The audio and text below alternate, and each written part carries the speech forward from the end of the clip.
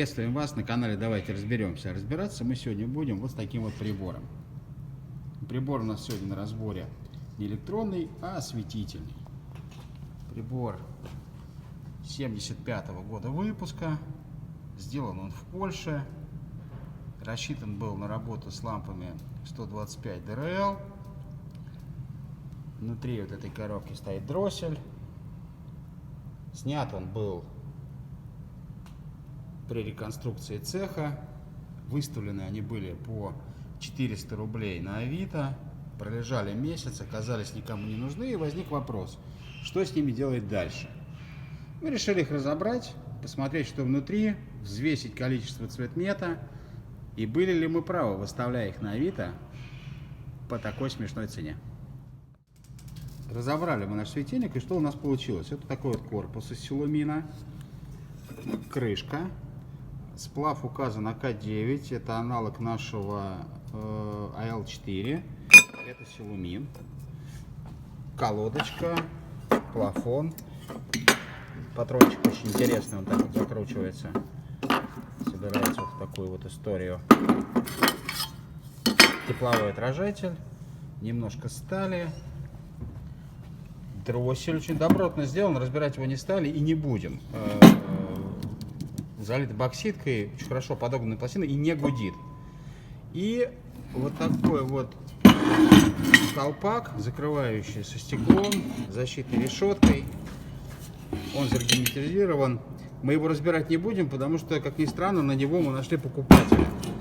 Человек готов забрать, что-то там собрался декорировать по 200 рублей за штуку. За 400 рублей светильник целиком был никому не нужен, а по 200 рублей за штуку вот эти защитные колпаки готовы были забрать в любом количестве. Ну, у нас их немного, всего 6 штучек.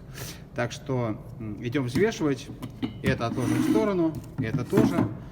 Ну, керамика, соответственно, тоже. Взвесим металл и силумин. И посмотрим, что у нас из этого выйдет.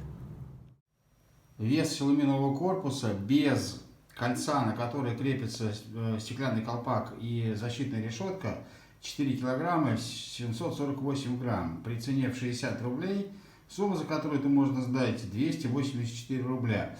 Где-то, наверное, еще 60 рублей добавило бы кольцо, но, как я уже говорил, мы не будем разбирать ту часть и продадим ее за 200 рублей в сборе.